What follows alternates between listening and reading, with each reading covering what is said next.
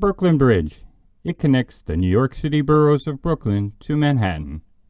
When it opened in 1883, it was considered by many to be the eighth wonder of the world. This story is about the connections of another kind, and how one man, Carl Erskine, chose to make a difference after witnessing the bravery and leadership of people in his life. Erskine's The Parallel will give you an inside look at social change in another era. It will take you from Anderson, Indiana, to Brooklyn, New York, and back again. Carl's stories about his friends Johnny Wilson and Jackie Robinson give a glimpse of racism in America in the 1940s and 50s. These stories reveal the remarkable way one person chose to make a difference through simple acts of kindness. Follow Carl beyond his years as a Dodgers pitcher and back to a small community where his son Jimmy was born with Down syndrome. During this time, children with disabilities were hidden away. Carl and his wife Betty faced a big decision when doctors advised them to institutionalize their son for their own benefit. Just as Carl was there when views on race and baseball were challenged, he was also there when society's views of disability were tested. Erskine describes the parallel he witnessed between the stories of Jackie and Jimmy as this country struggled with the inclusion of people who are seen as less worthy. In this book, Carl doesn't attempt to speak for black people or people with disabilities, nor does he go into the depth about the centuries of prejudice and discrimination against these groups. Rather, his message is, true social change happens when people recognize injustice and take a journey of small steps towards a better way. Carl tells a few of these stories from his life that called him into action as a friend, a parent, an ally, and an advocate. Just as the Brooklyn Bridge has been a lasting connection between Brooklyn and Manhattan, think about how these stories from decades ago still connect with present-day issues, as we continue to address the challenges of creating a more just and equitable world. Sharing our stories of struggle, triumph, pain, joy, sorrow, and happiness becomes a powerful tool. Are the stories about great people like Jackie Robinson, Branch Rickey, Johnny Wilson, Eunice Kennedy Shriver, Jimmy Erskine, and Carl Erskine still relevant today? Listen on and decide for yourself. Chapter 1. Meet Carl Erskine. A native of Anderson, Indiana, Carl Erskine enjoyed a successful Major League Baseball career with the Brooklyn and Los Angeles Dodgers between 1948 and 1959. He pitched in 5 World Series, winning one in 1955 against the New York Yankees. He pitched 2 no-hitters, set a World Series single-game strikeout record, and played during an era of major transformation for the sport. The introduction of jet travel and television, the move to the West Coast, and racial desegregation.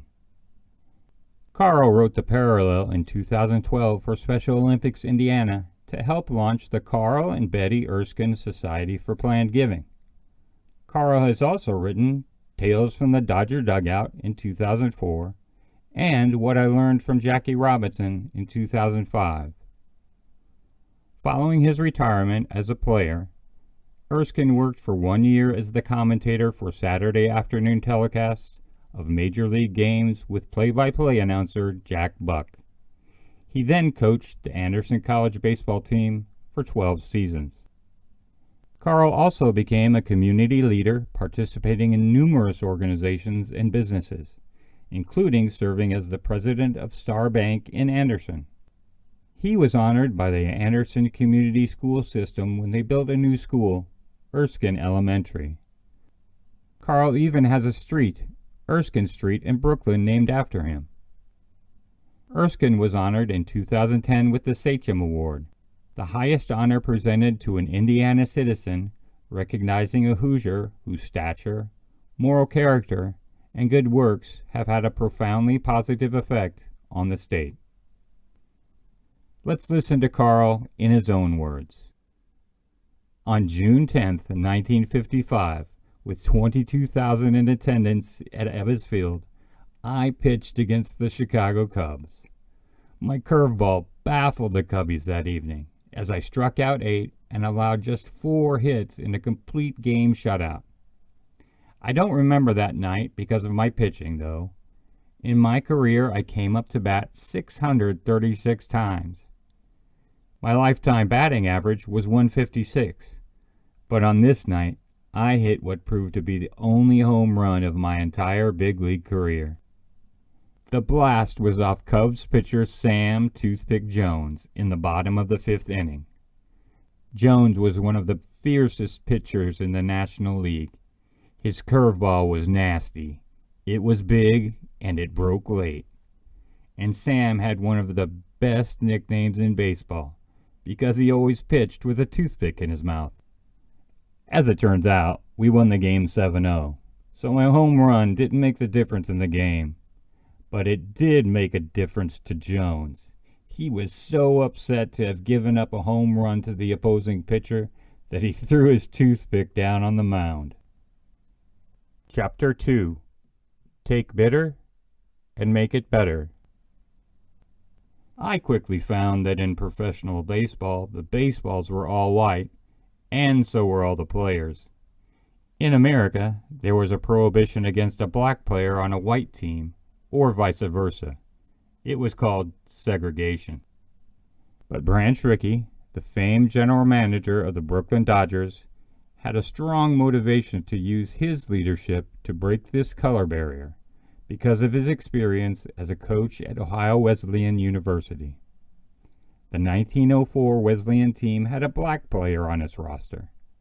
On a road trip to the University of Notre Dame, the black player, Charles Thomas, was stopped by a clerk at the front desk and told that he could not stay at the hotel.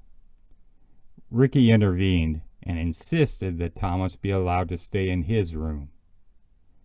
That started a fire that burned in Rickey's belly, and it led him to literally and figuratively change the face of baseball, and to a great extent, that of society as well.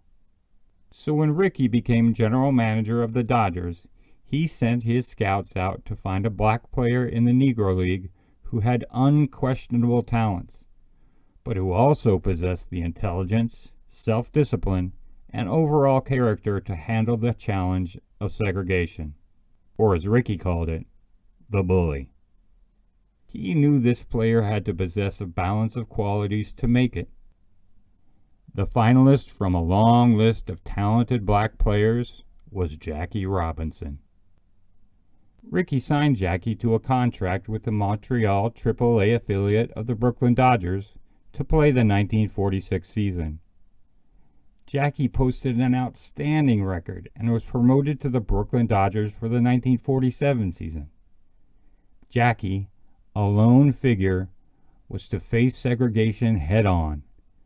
America was not prepared for this.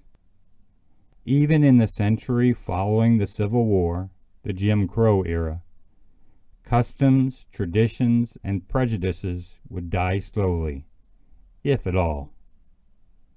Hotels and restaurants still were marked white only. As a kid, I remember seeing the sign in many places, "We reserve the right to refuse service to anyone," which of course meant, if you're black, stay out. Some communities had a sign at the edge of town, "Ends, don't let the sun set on your head in this town." Public restrooms and bus stops were plainly marked white on one side and colored on the other. There were separate drinking fountains. The American culture was not going to change overnight. Rickey had to convince himself he'd made the right choice, so he put Jackie through an intensive interview. First, he assured Jackie he would be joining the Brooklyn Dodgers, not, as rumored, the Brooklyn Brown Dodgers, a new entry in the Negro League. He launched into a series of explosive statements about the rough time Jackie would have on the field. As he paced around Jackie's chair, he shouted slurs and vulgarities. How will you react when they yell, "You tar baby, go back to the cotton fields"? Or when the pitcher throws at your head, or a base runner slides hard into you with steel spikes high? Will you fight? You're strong. You can whip anybody on the field. But the question you have to answer is, are you strong enough not to fight? So what were the qualities Ricky found in Jackie that made him the best choice? First, like Ricky, Jackie was raised by a strongly religious mother. Mally Robinson instilled in Jackie a deep respect for the dignity of others. Second, Jackie was intelligent and well educated, having attended UCLA where he played 4 sports. Jackie had also served as a captain in the U.S. Army, then also segregated, where he learned self-discipline and self-control. Third, Jackie was articulate and could handle himself well in almost any situation. And fourth, and maybe the clincher, there was Jackie's wife Rachel, who was gracious, charming, and also well educated, a college graduate with a degree in psychiatric nursing. Ricky always wanted his young players to be married and have a stable lifestyle. When he met Rachel, he must have thought, there's the package. After all, Jackie would be in uniform only 5 to 6 hours a day, and only during the season. All other times, he would need a counselor, advisor, critic, and a constant companion. Rachel was all of those and more. It's now a matter of history that Jackie was more than equal to the task. In spite of his stature as a major leaguer, he couldn't stay in the hotels with the team. Arrangements had to be made for Jackie to stay in private homes. The same held true for spring training in southern cities. Ricky had warned Jackie, get used to being a second-class citizen. Get used to the N-word and other forms of profanity from opposing dugouts, fans, and even some high officials. Jackie's play in the 1947 season was electrifying. A black player in a white Dodgers uniform did stand out. The real question was, could he continue to excel at the major league level? Once he took the field, Ricky couldn't help him. Rachel couldn't help him. When the ball was hit to Jackie, Jackie alone had to make the play. And under enormous pressure, Jackie made the plays. He caught the ball, he hit the ball, and he outran the ball. And in the bright lights of the big league, he excelled at every challenge. Our Dodger games were energized and exciting. A new era of baseball was unfolding. Jackie and the team, which would eventually be dubbed by author Roger Kahn as the Boys of Summer, began consistently winning. Jackie's rookie year, 1947, the Dodgers won the National League pennant, and they won again in 49, 52, 53, 55, and 56. They missed on the last day in 1950 and 51, and in 1955 won the World Series against the Yankees. The owners had feared that the attendance would suffer if a black player was permitted in the league. The fact was that the Dodgers played to a full house almost every day in every stadium. And so, Jackie became an accepted major league star, but when he took off his Dodger uniform, put on his civilian clothes, and went out into the street, he was just another black man in America. Jackie was now living 2 different lives. Meanwhile, Jackie was learning how to handle the press, the fans, the publicity, and the continued indignities of being denied access to some hotels and restaurants. By 1954, Jackie had been in the league 7 seasons, and now the Dodgers had 5 more black players on the team. All of the hotels in the league accepted them except the Chase Hotel in St. Louis. Don Nuke Nukem, a big, hard-throwing pitcher, had just returned from duty in the U.S. Army and was staying with the other black teammates in a separate hotel. In disgust, Don asked Jackie why they were still unable to stay with their team at the Chase. They decided to ask the general manager, who listened to their appeal and agreed to allow our 6 teammates to check into the Chase with one condition. The dining room would be off limits. Only room service would be available to them. It was just another kick in the teeth along the way. In a year, that ban was lifted. Another small step. In my 9 seasons as Jackie's teammate, I learned a lot by observing how he handled all varieties of non-acceptance. I saw how patient he was at times and how firm at others. He told Nuke that he was going to take bitter and make it better.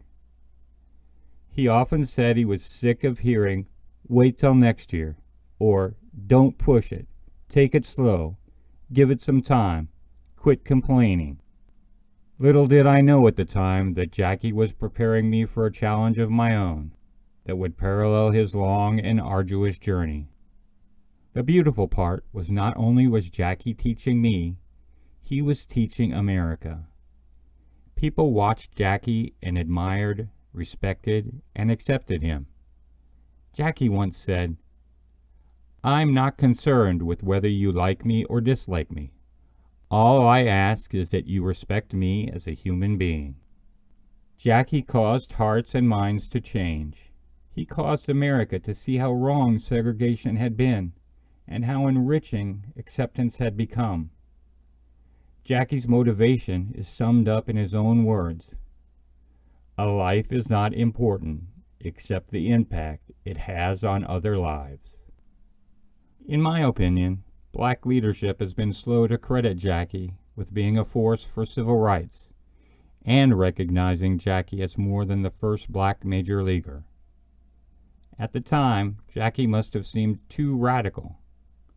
Actually, Jackie was truly a pioneer because he was fighting the battle 10 years before Dr. Martin Luther King Jr. came on the scene. Chapter 3. Do you want to play? Jackie Robinson once asked me, "You don't have any problem with this race business, do you?" I said, "No, because I grew up in a mixed neighborhood and my best friend was a black youngster named Johnny Wilson. Johnny was welcome at our house. My mom and dad took Johnny in like he was one of our family. Johnny and I bonded as friends throughout our lives." One day when I was about 10 years old, I was playing basketball with Jack Rector in an alley outside his house, when a black kid about our age walked up. I looked at him and asked, "Do you want to play?" And Johnny said yes. We started playing and we were inseparable for years after that. Johnny and I walked to school together starting in elementary school. We played on the elementary school basketball team together. We played on the same team in junior high and high school. Johnny and I bonded through athletics. Johnny and I would go to a movie on Saturday, if we could find a dime to get in. Blacks could not sit on the main floor of the theater, the standard of the times. So I sat in the balcony with Johnny. We went through all that without ever having our feelings tested about being white and black. We started to realize what our friendship would do. Show the way. Show that you can see beyond color if you allow yourself to do that. We weren't going to preach at you. We weren't going to scold you. We weren't going to shame you.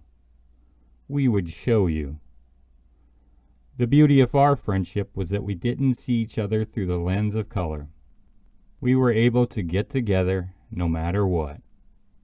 I went on to play for the Brooklyn Dodgers and win a World Series. Johnny was picked to be Mr. Basketball in the state of Indiana. Then he played with the Harlem Globetrotters and the Chicago American Giants in the Negro League. But we both returned to Anderson when our playing days ended. We remained best friends throughout our lives. I came home one day and there was a package waiting for me. I opened it and it was a little figurine of two boys, a black boy and a white boy, and we had ball caps on sideways, two little ruffian kids, and it was from Johnny Wilson. Included was this note: "Carl, this is what we were like as kids." With what I learned from Johnny, I told Jackie, not all people with white skin are your enemy. Jackie thought a moment and replied with a very insightful comment: "Carl, bigots come in all colors." Chapter 4. He Goes Home with Us. It was April 1st, 1960, in St. John's Hospital in Anderson, Indiana. The whispers were running through the hospital like wildfire. The Erskine baby is mongoloid. Yes, our fourth child was diagnosed as mongoloid, a harsh and hurtful term reflecting society's misunderstanding and insensitivity of what is now medically called Down syndrome. What a shock to Betty and me, and maybe more to me, a pro athlete. We already had 3 healthy, athletic children: Danny 12, Gary 10, and Susan 5. How could this happen to us? What did we do wrong? There was no family history, so we didn't have a clue why this happened. We were bewildered. We were not aware that some 3% of babies are born with some form of birth defect. It was standard procedure for physicians in those days to advise parents to institutionalize such children so as to not disrupt your family. Physicians had no other place to make referrals because no services existed. But Betty was having none of that. She said, "No way. I carried this little guy for 9 months. He goes home with us." I went home and sat my 3 children down on the sofa and told them that they had a special little brother.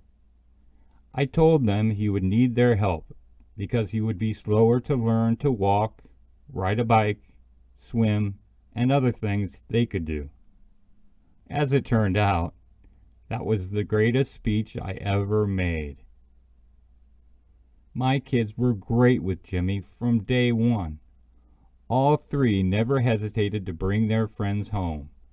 They tossed Jimmy around like any kid brother, and were never shy about having Jimmy as their sibling. Their acceptance made it easy for the neighbor kids to also accept Jimmy in a normal way. Of course, word got around fast about Jimmy's condition, and a very natural thing happened.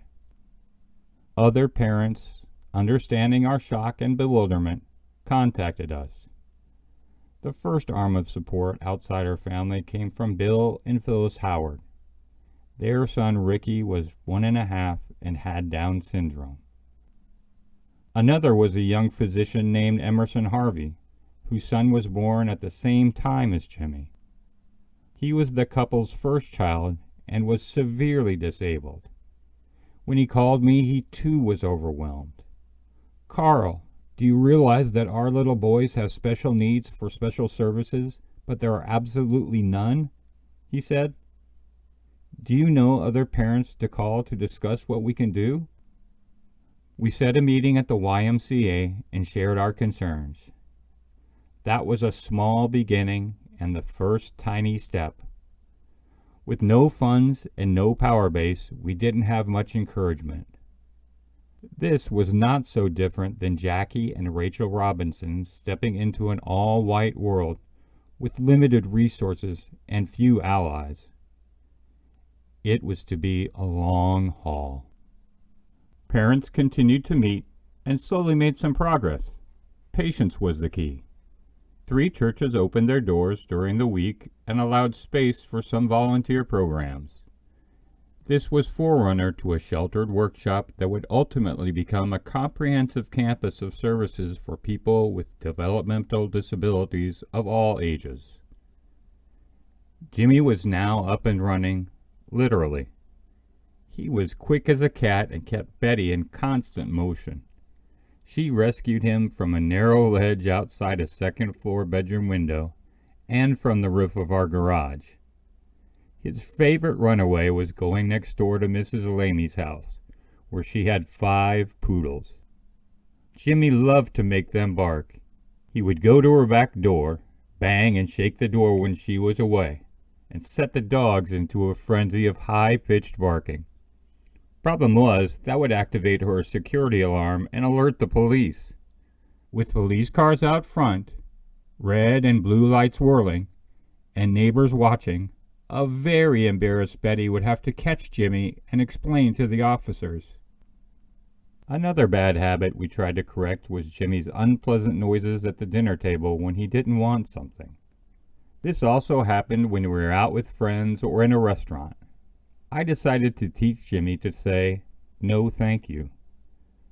Since his speech was poor, I knew I would have to be very patient.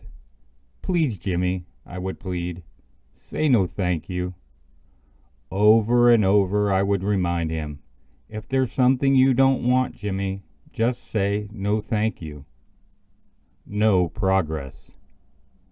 I came home from work one evening and Betty was frantic. "He did it again, Carl," she said. "He ran off to Mrs. Lamy's and set off her alarm. Now you promised Jimmy the next time he did that you were going to give him a spanking. You've got to do it." "Okay, Jim," I said, "upstairs into your bedroom." But Jim was wide-eyed and sober as a judge, and in plain English he said, "No, thank you." I was completely disarmed. That little guy had understood all along. He just couldn't or wouldn't express it. He was smart. He had a good mind even if it was wired differently. He understood. His expressions and body language didn't reveal his inner feelings. Words were hard for him to form, so he just didn't make the effort. From that moment on, Betty and I had a new appreciation and understanding with this 8-year-old. Jimmy's IQ scores were low, but he could think and reason, and he had a fine memory. Now that gave us new hope and inspired us to see a brighter future for Jimmy. Betty and I remember well Jimmy's first day of school. We walked down to the corner where the bus would pick him up. Jimmy wasn't nearly as nervous as his mother and dad. This was going to be the first time in his life he would be completely on his own. Finally, the big yellow school bus pulled up, and the doors swung open. Jimmy climbed aboard, taking a window seat. In a flash, the doors closed and the bus sped off. I know I had a big lump in my throat, and I saw that Betty's eyes were moist. We stood there watching until the bus was out of sight. Arm in arm, we started our walk back to the house, and then a remarkable thing happened. As we passed each neighbor's house, we saw they had been watching from their windows. Now they were waving, giving thumbs up, and clapping their hands, a true indication that society was beginning to catch on and feeling good about it. Old fears and superstitions and traditions were fading away. An era of sensitivity and understanding was in motion, even though at a snail's pace. At home, things were also moving slowly in Jimmy's life, but any show of progress was celebrated. For instance, Jimmy came in the room once with a big smile on his face, looking down at his shoes. He had tied his shoes for the first time. Jimmy was 18 years old. Quietly and behind the scenes, some good and compassionate things were happening. Legislators in Congress and state government were starting to draft legislation to benefit those with special needs. When Jimmy was 12, mandatory special education became law. The naysayers were very vocal with their doubts that this population could benefit from real school, ride a school bus, or handle the discipline of public education. Besides, There were no special education teachers. No degrees existed for special education, but the law was on the books. Funding was beginning to show up in local and state budgets for some expanded services. Soon, sheltered workshops were formed, so when special education students moved out of public education, they could get work training. Funding was also in place for group homes, but this became a painful process. When a property was located, a public hearing was set up in the neighborhood to explain the makeup of the group home and answer questions. One after another, neighbors raised all sorts of objections. "We don't want to see these dangerous people living next to us," one lady passionately pleaded. "Our property values will go down. The traffic will increase, and this is very upsetting in a quiet and safe neighborhood." I thought about Jackie and Rachel Robinson when they tried to buy a house in Connecticut where a protest was organized to stop the sale. Some of the same objections were raised there. I was having a slow burn. Finally, I stood up and said, "Ma'am, this meeting is about a home for real people. We are not putting in a landfill." In the end, the group home was approved and occupied by 8 male residents along with staff. In time, all fears were gone, and the neighbors began to appreciate how the house was kept. They got to know the individuals personally, whom they once thought they should fear. They lost the perception that people who are different should be feared and avoided. These objectors were not bad people. Some of them I knew personally. They were just afraid and imagined all sorts of bad images. But once they got to know the people in the group home, they liked them. The same had been true of Jackie Robinson. Once you got to know him, you liked Jackie, and the same for Jimmy. America was going through a huge social change, one of inclusion rather than rejection. The hardest thing for anyone is to be told, "You don't belong here. You are not welcome, and you're not a part." One day in an annual review meeting where Jimmy received services, Betty and I heard the staff suggest that Jimmy might be a candidate for a real job. We were in disbelief. When I suggested that we would be okay with this experiment, the staff said, "This is no experiment. He can do it." We were still feeling uncertain when they checked out a car wash, a break room at a department store, and finally settled on Applebee's restaurant. Jimmy had a job coach and was being trained in the routine of table preparation before the restaurant opened. Jimmy was thrilled to be working at a real job. His job coach said Jimmy was making good progress, and what a big day it was when he brought home his first paycheck. Jimmy proceeded to work at Applebee's for over 20 years. I have often complimented the manager for hiring workers with special needs. The manager told me they were happy with Jimmy. He said, "My whole staff interacts better when Jimmy is here." We couldn't run the place without Jimmy. Now I need to emphasize that Jimmy is still quite limited, but he loves his job. It has helped his speech, and he is more outgoing and happier. When there were some layoffs at Applebee's, Jimmy survived. When I spoke with the manager, he said, "Jimmy is a faithful worker and a good example to others. He doesn't have a cell phone, he doesn't tell jokes, and he doesn't smoke. He clocks in and goes to work." Chapter 5. Let me be brave in the attempt. In addition to all the new services, one of the most important tools for helping society embrace individuals with special needs has been Special Olympics. Again, like Jackie Robinson, who used the popular stage of sports to connect with people, Special Olympics has been a showcase for special athletes to show off their stuff too. When you watch a Special Olympics event, remarkable connections take place. The Special Olympics athlete oath is, "Let me win, but if I cannot win, let me be brave in the attempt.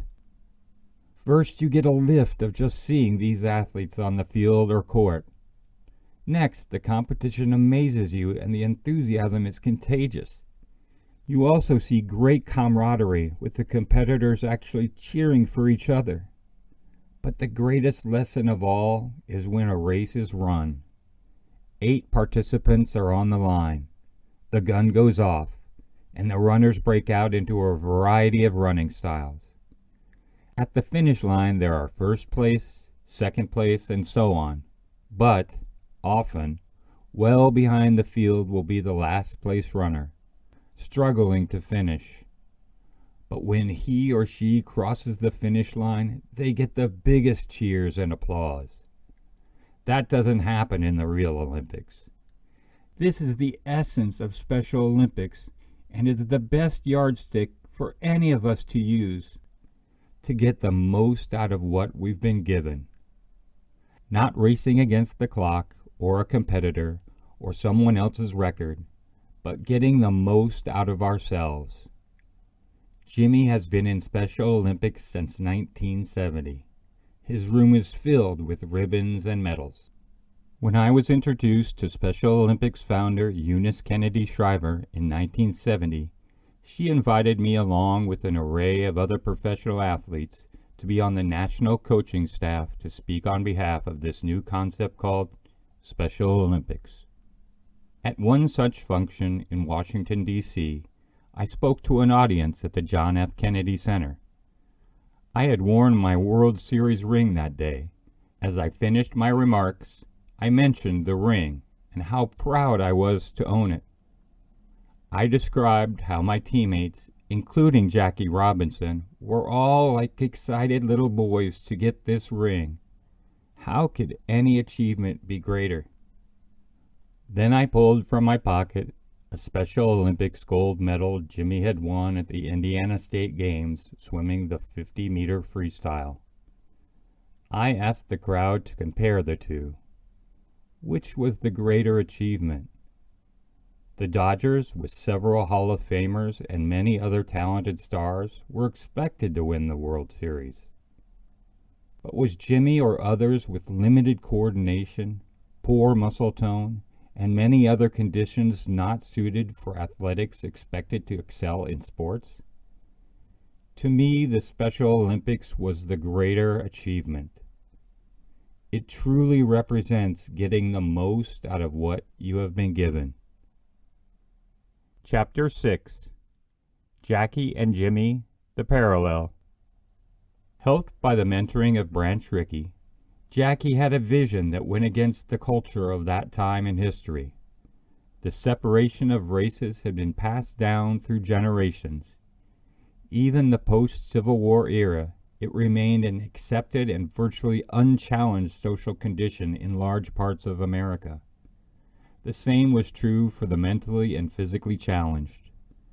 The difference was that for this population it had not only been several generations, but several centuries.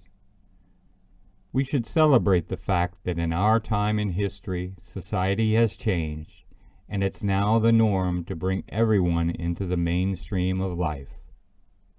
People often tell Betty and me how great we have been with Jimmy. We quickly respond, why shouldn't we? We are his mom and dad. The real credit goes to all in society who have done an about-face. You who listen to this undoubtedly are among those who have been a part of the change and are to this day supporting it. They have been two of the greatest social changes in the last century. Jackie and Jimmy represent a historic shift in our modern culture. And who has benefited most? Let's say it's a win-win situation. All have been enriched. It's a toss-up who gets the greater charge. The volunteer who places a Special Olympics medal around the neck of an athlete, or the athlete himself. I give Jackie a huge amount of credit for the momentum he helped start that is still moving through the generations. I often say that when Jimmy gets a medal, Jackie had something to do with it. Okay, I'm a bit of a romantic, but it had to start somewhere. I can't help but see a distinct parallel between the experience Jackie had and the one Jimmy has lived out. The root cause of the fear and rejection in both cases looks very much the same. And it wasn't just Jackie and Jimmy who faced them, but their families too. Jackie and I had many clubhouse discussions about the team and our families. One day Jackie came to my locker and said he wanted to thank me. I said, "For what?" He said, "Well, you stopped outside the clubhouse yesterday in front of all those fans and talked with Rachel and little Jackie. I was almost embarrassed. No need to thank me for that, which just came naturally for me," I said. My stopping to visit Rachel and Jackie Jr. seemed unusual to Jackie, sort of a surprise. Well, what was to come out of Jackie's courageous efforts would have more than surprised him. Fast forward to today, and look at what has transpired. You can find men and women of color excelling in all sports and at all levels. There are mayors of major cities, members of Congress, and recently the President of the United States. There are places such as Atlanta, Georgia, where our Dodgers team was picketed by the Ku Klux Klan in 1949 for having Jackie on the team, and where he got a life-threatening note if he played, and where no black fan could buy a ticket to see him play. Today in Atlanta, there's a Heroes Bronze statue at the entrance of Turner Field of black player Henry Aaron, who broke Babe Ruth's home run record. Now that's a leap. The parents who struggled for years to bring awareness to the situation of people with special needs back in the 1960s and earlier can fast forward to today and show that this population has access to virtually any service or support they need, and now are living lives of full acceptance and respect. Now that's a leap too. The world is not yet a perfect place. We are all challenged by how we fit into our place in society. Not one of us can boast that we are not impacted by peer pressure and don't want to be considered somehow different. But I have a different take on how peer pressure can work. It is usually considered that bad peers are the ones affecting others in the wrong way. I know each of us can be servant leaders and make a positive impact on those around us. That's how true social change happens. When people recognize injustice and take a journey of small steps towards a better way. People abandon outdated traditions and fears about those who seem different and start judging others as Dr. Martin Luther King Jr. dreamed, not by the color of their skin, but by the content of their character. Jackie and Jimmy, living in different times and coming from uniquely different circumstances, have traveled journeys far more alike than different. The one powerful factor that made them both successful is what they were striving for was right. In the end, what is right will always prevail. Jackie and Jimmy are not the only parallel in this story. Branch Rickey and Eunice Kennedy Shriver both saw an injustice and conceived a plan to right it. Mrs. Shriver brought those who had always been spectators onto the field and into the game of real life. Mr. Rickey helped bring a race out of the shadows and people who were separate but not equal citizens into a status of equality. Did either reach perfection? No, the striving goes on. That means that each generation must know of these journeys and understand that prejudice has to be taught. Yes, taught. Children often develop their beliefs based on what they read, hear, and see. When those messages are of hate and discrimination, the risk is great they will adopt these views. The human spirit has a deep capacity for love and compassion, but needs to be awakened in each generation. Our individual responsibility is to live a non-prejudiced life and provide resources and support to sustain any momentum now moving through society. It's another case of doing the most with what we have been given, the true and only measure of success. In Mr. Ricky's office, there was a framed quotation. Luck is the residue of design. Luck played no part in these journeys. There was clearly a design. Chapter 7. Jackie's Legacy. Jackie Robinson invested most of his post-playing career being outspoken on the need for greater social justice. He was quoted as saying, "Many people resented my impatience and honesty, but I never cared about acceptance as much as I cared about respect." Robinson's final public appearance, just weeks before his death, was at the 1972 World Series. There he told the crowd, "I am extremely proud and pleased to be here this afternoon, but must admit I'm going to be tremendously more pleased and more proud when I look at the third base coaching line one day and see a black face managing in baseball." While he didn't live to see Frank Robinson become the first black Major League Baseball manager, or Cito Gaston become the first black manager to win a World Series, he blazed the trail for those journeys. In 2004, April 15th was declared Jackie Robinson Day, exactly 57 years from the day he became a Major League Baseball player. Each April 15th since, all MLB players wear number 42 to honor his memory. Chapter 8. Jimmy's Legacy.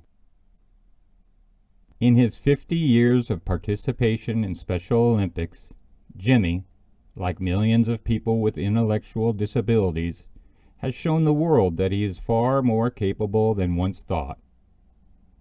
When Jimmy was born, the doctor labeled him as mongoloid, the then accepted medical term referring to the baby's appearance.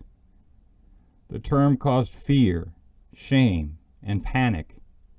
Today it is known as Down syndrome, named for the doctor who discovered the condition of being born with a 21st chromosome. Like mongoloid, negative labels have persisted as people express derogatory attitudes towards people with different learning abilities. Terms like mentally retarded, imbecile, feeble-minded, idiot, and moron were once accepted medical terms, but have now been turned into weapons to abuse others.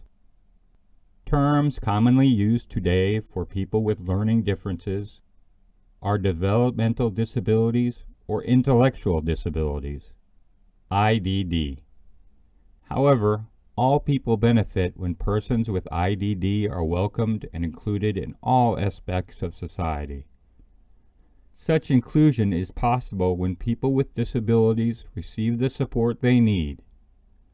Hope resides in the creation of more unified school programs and integrated housing and employment situations. Today, more than ever before, people with IDD are finding their voice, learning that as self-advocates they can be heard, leading to positive social changes. You have heard Carl's stories that illustrate the core values that helped him, Jackie, Jimmy, and others rise above difficulties and leave their mark. Think about how these core values could be an important part of your life too.